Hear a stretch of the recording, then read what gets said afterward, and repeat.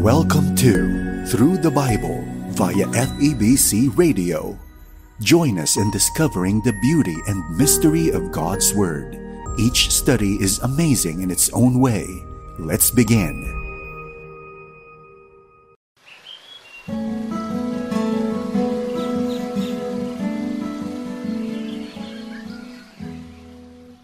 Noong ako ay hindi pa mananampalataya, hindi ko maunawaan kung ano ang ibig sabihin ng mabuting balita na sinasabi sa mga simbahan. Ito ba ay tumutukoy sa pagsilang ng anak ng Diyos? Ano ba ang nilalaman ng mabuting balitang ito? At bakit tayo inuutusang ibahagi ang mensaheng ito? Ito ang mga katanungang gumugulo sa aking isipan noon. Subalit nang tanggapin ko ang Panginoong Hesus, hindi ko lamang naunawaan na ang mabuting balita pala ay walang iba kundi si Kristo at ang kanyang ginawa para sa iyo at sa akin. Hindi Pasko ang maghuhugas ng kasalanan ng tao, kundi ang ginawa ni Kristo sa krus ng Kalbaryo. Ang tanong lamang ay ito, tinanggap mo na ba ang Panginoong Hesukristo? Nais kong pagbulayan mo ang katanungan na iyan sa pamagitan ng mensaheng ating matatagpuan sa 2 kabanata ng Lucas, 1 hanggang 32 talata. Ang mensahe sa oras na ito ay ihatid sa atin ni Pastor Dan Abangco. Dito lamang po sa ating programang Ang Paglalakbay. Kamusta po kayo mga kaibigan? Sana po ay nasa mabuti kayong kalagayan at handang matuto at makinig ng salita ng Panginoon. Ako po muli si Pastor Dan Abangco. Samahan po ninyo ako at tayo ay mag-aral sa mabuting salita ng Panginoon. Sa unang kabanata ng Lucas ay nakita natin na isinilang si Juan Bautista upang ihanda ang daanan ng Mesiyas na tagapagligtas. Ngayon ay alamin naman natin ang nilalaman ng 2 kabanata. Ito ay tungkol sa kapanganakan ni Jesus. Ayon sa alituntunin na itinatag ni Moises sa mga Israelita, kapag ang isang batang lalaki ay 8 araw nang nabubuhay, dapat na siyang tuliin. Mababasa rin natin sa Lucas 2, talata 52 ang ganito, lumago si Jesus sa karunungan, sa pangangatawan at naging kalugod-lugod sa Diyos. Binanggit ni Lucas ang pangyayaring ito dahil nais niyang ipakita na si Jesus ay nabuhay na tulad ng isang pangkaraniwang bata. Pinatutunayan din ito sa Galatia 4, talata 4 hanggang 5. Subalit, nang dumating ang ganap na kapanahunan, isinugo ng Diyos ang kanyang anak na ipinanganak ng isang babae at ipinanganak sa ilalim ng kautusan upang tubusin ang mga nasa ilalim ng kautusan upang matanggap natin ang pagkupkop bilang mga anak. Sandali nating pag-aralan ang kasaysayan sa likod ng kapanganakan ni Jesus at ang pagkakasulat ng Ebanghelyo. Sa panahong iyon, 3 kultura ang natatanyag. Una, ang relihiyon ng mga Hudyo. Pangalawa, ang sining ng mga Griego. At ang pangatlo, ang paghahari ng mga Romano. Ang aklat ng Mateo ay nakatuon sa mga Hudyo. Ang aklat ni Marcos ay nakatuon sa mga Romano at ang kay Lucas naman ay sa mga Griego. Sa panahong iyon, nangunguna ang kaisipan ng mga Griego. Mataas ang kanilang pangangatwiran at filosofiya. Matatag ang pagtitiwala nila sa kakayahan ng tao. Ang katangian ng kanilang mga Diyos-Diyosan ay tulad rin sa atin na may mga kahinaan at kasalanan. Naunawaan ni Pablo ang pag-iisip ng mga Griego. At siya nga, ang tamang tao na makiharap at mangaral sa kanila doon sa Athens. Natagpuan niya doon ang isang altar para sa di nakikilalang Diyos at ipiniliwanag niya kung sino talaga ang Diyos na ito. Sa paglalakbay na iyon, kasama niya si Lucas, ang manggagamot na sumulat rin ng Ebanghelyong pinag-aaralan natin ngayon. Lingid sa kanilang kaalaman, ang mga Griego ang ginamit ng Diyos upang ihanda ang pagparito ng Panginoong Hesus sa sanlibutan. Kahit sinikap ng mga Griego na ituwid ang kanilang pagkatao, natuklasan nila ang kanilang kakulangan. Tinanggap nila na kailangan nila ng isang mas higit na kaalaman upang pahusayin at gawing ganap ang pag-iisip at kalooban ng tao. Ginamit ang wikang Griego upang isulat at ipakalat ang salita ng Diyos. Si Alexander the Great, ang emperador na sumakop sa malaking bahagi ng Europa at ng Gitnang Asya, ipinatupad niya ang paggamit ng Griego. Ikinalat niya ang kaisipan at kaugaliang Griego. Maaaring sabihin natin na labis ang kalupitan ng pananakop ni Alexander, ngunit kaya ng Diyos na hanguin ang kabutihan mula sa kasamaan. Ginamit pa rin niya ang pananakop ni Alexander upang ipahayag ang kanyang mabuting balita. Napakalaki at napakarami ng nagawa ni Alexander sa pag-unlad ng sanlibutan. Noon, kanya-kanya ang pagsusumikap ng mga bayan tungo sa pag-unlad. Ipinag-isa ito ni Alexander, lalong-lalo na sa mga bayan na tabing dagat sa gitnang Asya. Sa pananakop ni Alexander, nagkaroon ng pakikipagtalastasan sa pagitan ng iba't ibang bansa dahil nagkaroon ng isang wika. Maihahalin tulad ito sa wikang Tagalog na maaaring maunawaan at gamitin ng mga Ilocano at Bisaya bagamat may kanya-kanyang wika. Kapag ang ating mga kababayan mula sa iba't ibang bahagi ng bansa ay nagkita-kita, Tagalog ang kanilang ginagamit upang makipag-usap sa isa't isa. Ayon sa mga bihasa sa pag-aaral ng wika, ang paggamit ng iisang wika ay nakakatulong sa pagkakaisa ng mga iba't ibang katutubo sa iisang bayan. Noon, ang Europa at Asya ay watak-watak. Wala silang iisang wika. Kung ikaw ay pupunta sa bagong lugar, panibago na namang pag-aaral ng wika ang gagawin mo. Di tulad ngayon, nakadalasan makakapagtanong ka ng direksyon sa isang nagmamaneho ng taxi sa Singapore o sa India kung makikipag-usap ka sa kanila sa wikang Ingles. Noon, mahirap magkaunawaan, mahirap mangalakal o magpalitan ng mga produkto, mahirap magkaisa at magpalitan ng mga kaisipan at kuro-kuro. Isipin mo na lamang ang dalawang tao. Ang isa ay marunong mag-Tagalog, ang isa naman ay marunong mag-Mandarin. Ngunit magkatulad na hindi nakakaunawa sa wika ng isa't isa at magkatulad din na hindi marunong mag-Ingles. Sa pananakop ni Alexander, pinag-isa ang mga magkakahiwalay na bayan. Nagkaroon ng isang wika at nagkaroon ng pagpapalitan ng iba't ibang kultura at kaisipan. Alalahanin natin na ang mga bagay na ito habang pinag-aaralan natin ang mga pangyayari na may kinalaman sa kapanganakan ni Jesus. Ganito po ang mababasa natin sa Lucas 2, talata 1 at 2. Nang panahong yaon, iniutos ng Emperador Augusto na magpatala ang lahat ng nasasakupan ng imperyo ng Roma. Ang unang pagpapatalang ito'y ginawa ng si Serenho, ang gobernador ng Syria. Kasama sa mga nasasakupan ang iba't ibang bahagi ng Europa at ng gitnang Asya. Si Jesus ay ipinanganak sa panahon ng paghahari ni Augusto Caesar. Sino nga ba si Augusto Caesar? Siya ang anak na ampon ni Julio Caesar. Octavius dati ang pangalan niya. Binago niya ang kanyang pangalan at ginawa itong Caesar. Ang pangalan na Augusto ay hindi talaga pangalan. Ito ay isang pagtawag nang ibinigay sa kanya ang mga titulong hari, emperador at diktador. Hindi siya nasiyahan.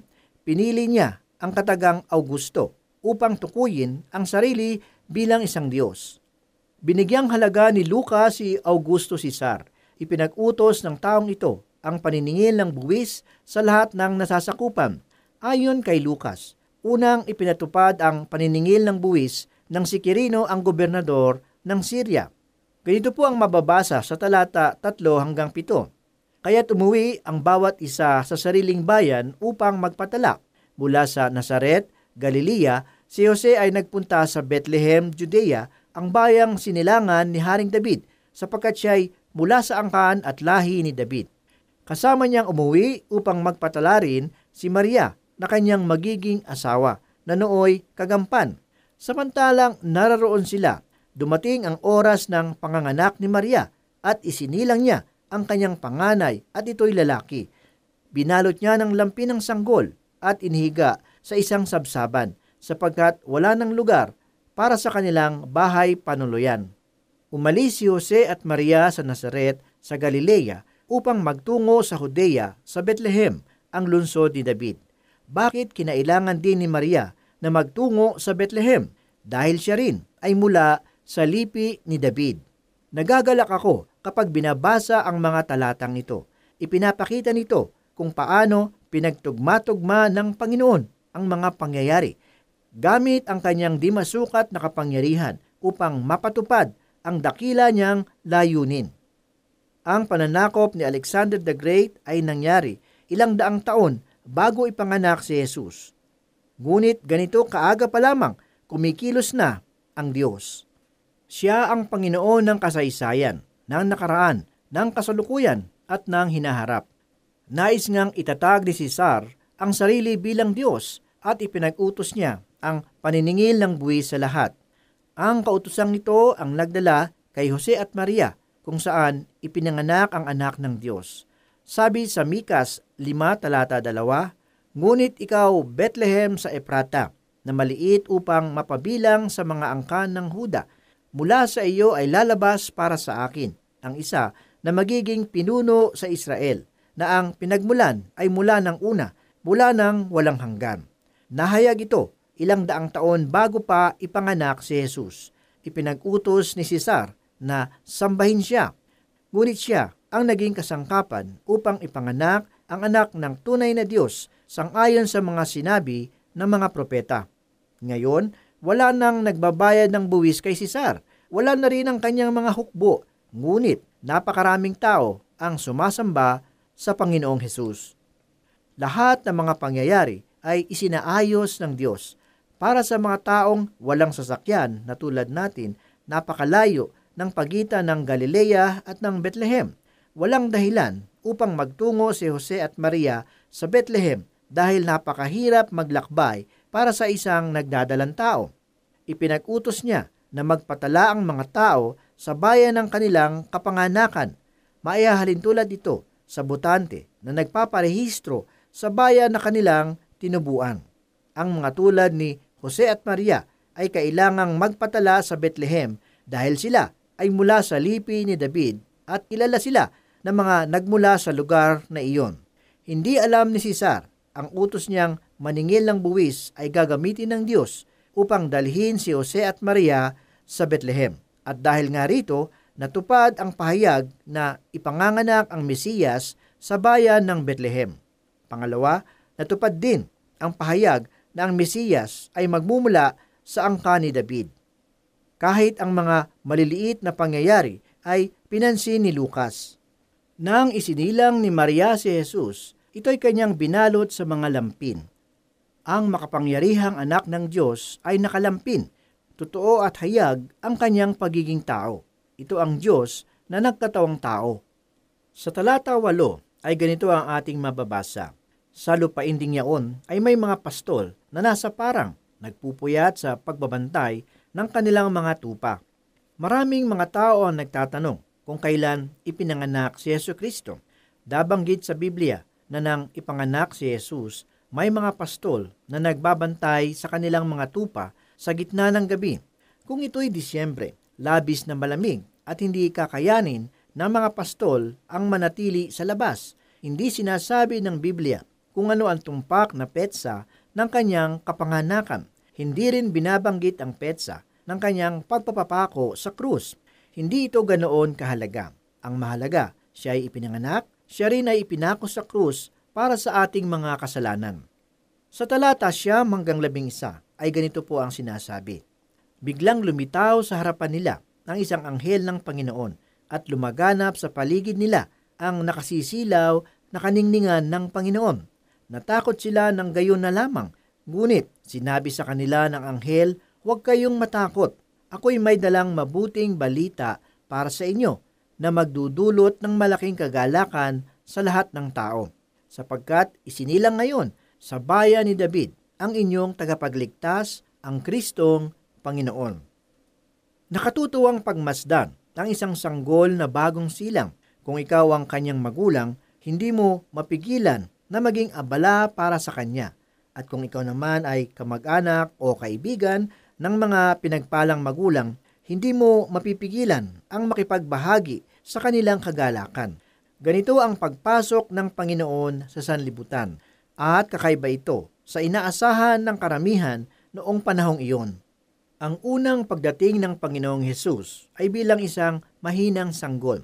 Ang kanyang pangalawang pagparito ay bilang isang makapangyarihang hari. Ang kanyang pangalawang pagparito ay hinihintay pa rin natin. Naguguluhan ang mga Hudyo tungkol sa kanyang pagbabalik. Akala nila na sa unang pagkakataon, dadating ang Mesiyas bilang isang mandirigma na lulupig sa kanilang mga kaaway, lalong-lalo na ang mga Romanong napakalupit. Ngunit pinili ng Panginoon na makibahagi sa ating pagkatao. Hindi niya hinubad ang pagiging Diyos. Nanatili siyang Diyos at puno ng kapangyarihan. Ngunit binitawan niya ang mataas na katayuan sa kalangitan. Sa harip na magagarang parada at pagpupulong ng mga kilalang panauhin, binati siya ng ilang pastol.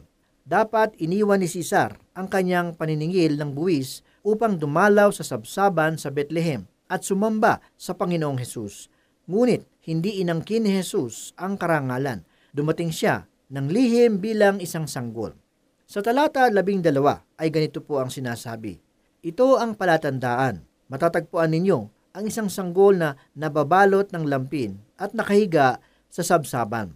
Muli ay binigyan diin ni Lucas ang pagiging tao ni Jesus. Sabi sa Hebreo 4, talata 15, sapagkat mayroon tayong pinakapunong pari na marunong makiramay sa ating mga kahinaan.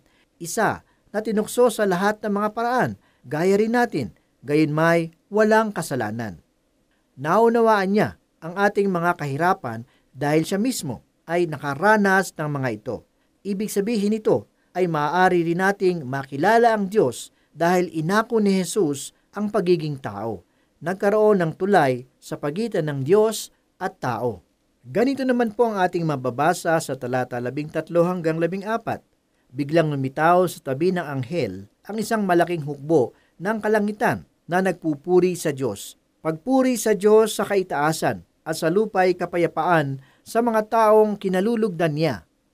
Uulitin ko lamang ang sinabi sa mga talatang ito, at sa lupa'y kapayapaan sa mga taong kinalulugdan niya.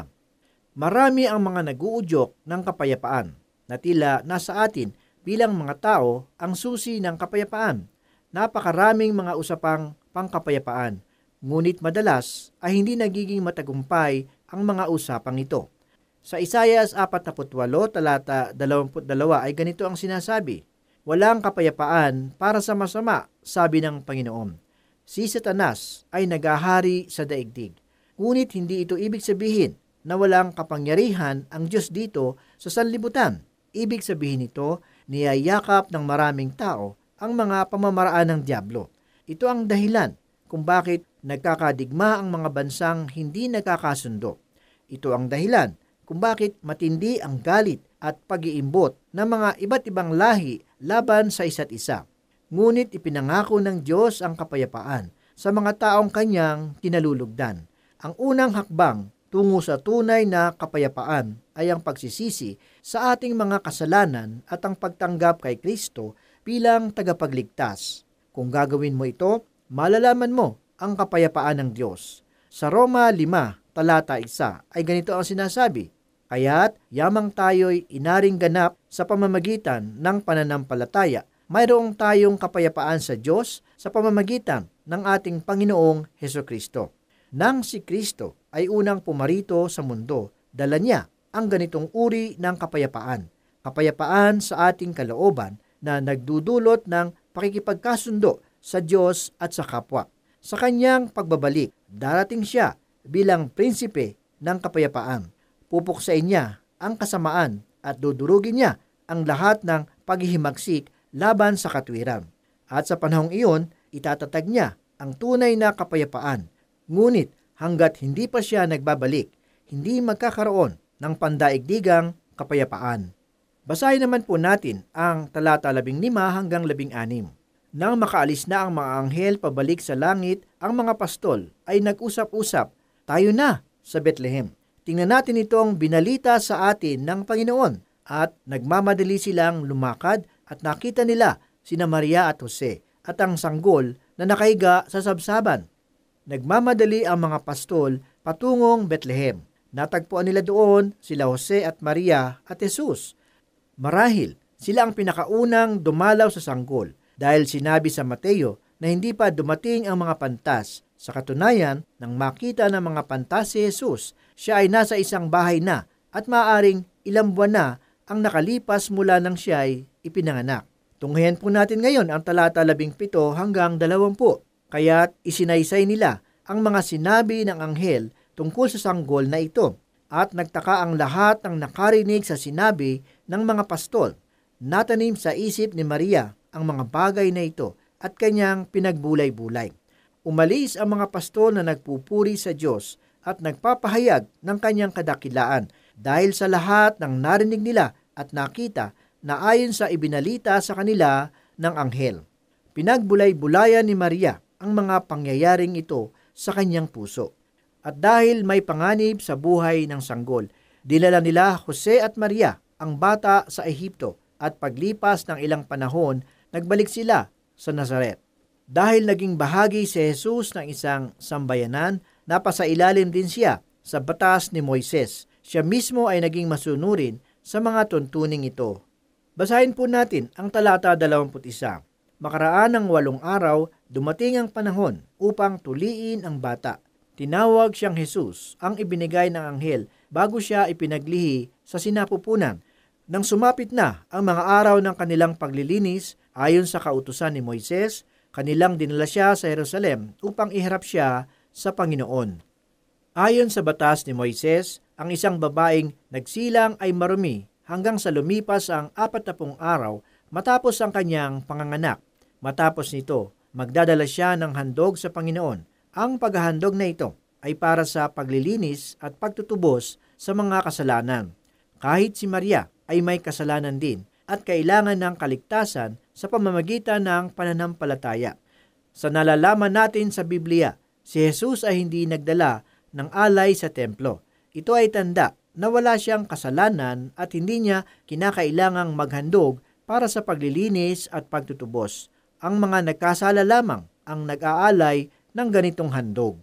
Atin pong basahin ngayon ang talata 23 hanggang 24, sapagkat ayon sa kautusan, ang bawat panganay na lalaki ay nakatalaga sa Panginoon at naghandog sila ayon sa hinihingi ng kautusan ng Panginoon, mag-asawang bato-bato o 2 inakay na kalapati. Noon, ang isang nais maghandog sa Diyos ay magdadala ng hayop sa templo upang ito'y sunugin. Tanda ito ng pag-aalay ng buhay upang pangtubos sa kasalanan. Lumipas ang panahon at hindi na natin ginagawa ito dahil si Kristo ay nagsilbing ganap na alay para sa atin. Hindi na kailangang magsunog pa ng hayop dahil nagkaroon na ng mas mataas na uri ng paghahandog. At iyan ang kusang pag-aalay ni Jesus ng kanyang buhay. Ito na lamang ang alay na tinatanggap ng Diyos para sa ating mga kasalanan. Sino mang aangkin sa alay na ito, sino mang aamin na si Jesus ay namatay para sa kanyang mga kasalanan, sino mang maghahayag na si Jesus ang iisang karapat-dapat na alay para sa kanyang mga kasalanan ay tatanggapin ng Diyos. Ngunit dahil si Jose at Maria ay nabubuhay sa panahong hindi pa inaalay ni Jesus ang buhay niya, sila ay nasa ilalim ng batas ni Moises. Tulad ng mga nasa ilalim ng batas na ito, sila rin ay nag-alay ng hayop upang sunugin sa templo na tanda ng paglilinis sa mga kasalanan. Nabanggit sa mga talatang nabasa natin na sila ay nag-aalay ng mga kalapati. Pinayagan ng Diyos ang pag-alay ng kalapati dahil may mga taong hindi kayang mag-alay ng tupa o baka. Ito ay patunay na si Jose at Maria ay mahirap lamang. Purihin ang salita ng Panginoon. Manalangin po tayo.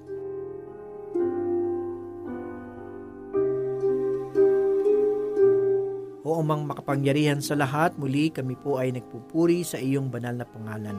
Salamat muli sa oras na ito at muling niloob mo na kami ay makapag-aral at magbulay ng iyong banal na salita. Marami pong salamat at hinihiling namin na ito po ay maisabuhay namin sa bawat araw. Ito po ang aming samot dalangin sa pangalan ni Jesus.